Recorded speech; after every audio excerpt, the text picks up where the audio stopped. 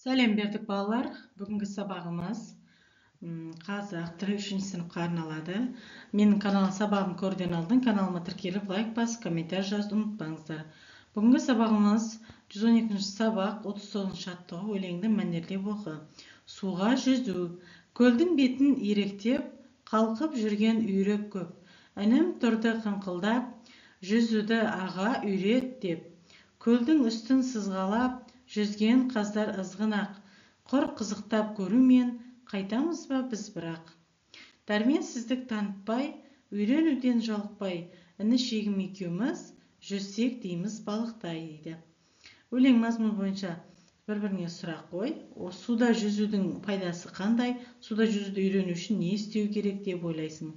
Өлеңдегі қарамен берілген сөздердің мағынасын сөздіктен біліп ал деп жазды. Осы тапсырмалар орындау керек екен. Неке балалар, мен жазып қойдым. Жауабын бірінші сұрақта: суда жүзудің адам денсаулығына, қан айналым жүйелеріне өте пайдалы. Суда жүзуді үйрену үшін көбірек суға түсіп, жаттығу жасау қажет. Бұл жерде қарамен жазылған сөздерді ызғын деген сөз көп деген мағына білдіреді. Дәрменсіздік деген сөз бұл әлсіреу, күш-қуаты азаю, шарасыздық дегенді білдіреді мағынаны. Ал жалықпау деген ол қажымау, ештеңеден жалықпау деген, қажымау деген мағынаны білдіреді. Келесі жаттығуымыз 40-шы жаттығу: есептік сан есімді реттік сан есімге айналдырып жаз депті.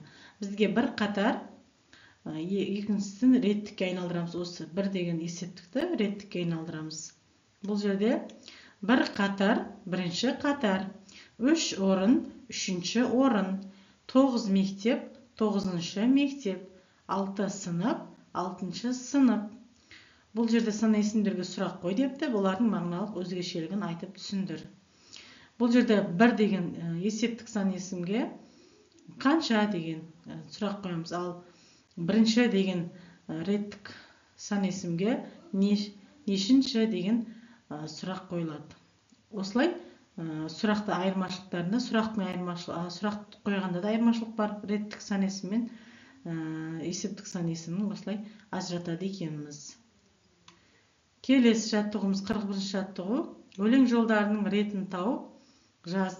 Ақ сүт берген анадай зыр жүгіріп ағады, асыр салып баладай сусындатар даланы дейді. Бұл ретсіз жазылған, соны реттейміз балалар.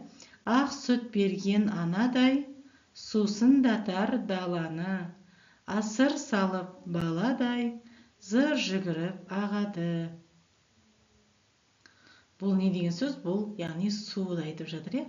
Су жайлы. Бұл өлең жолдары. Келесі жаттығуымыз 40-шы жаттығу: жағдаятты оқып, сұрақтарға жауап бер. Арман бақ ішінде келе жатыр еді. Терек бұтақтарын сындырып жатқан балаларды көрді де тұрып қалды.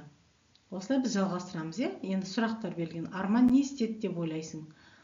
Бірінші сұраққа: менің ойымша, Арман балаларға бұтақты сындыруға болмайтынын айтып түсіндірді. Ал екінші сұрағымыз: Арманның орнында сен болсаң не істер едің дейді. Екінші сұрақтың жауабы: мен егер Арманның орнында болсам, мен де дәл Арман сияқты бұтақты сындыруға болмайтынын түсіндіріп, ендігіде бұлай жасамаңдар дер едім деп жазасыздар балалар. Осылай жаттығу жазып қоясыздар. Бүгінгі сабағымыз осымен аяқталды балалар. Менің каналыма тіркеліп алыңыздар. Менің каналымда 2-ші және 3-ші сыныпқа арналған қазақ тілі және математика пәндері жүргізіледі. Сау, сәлеметте болыңыздар.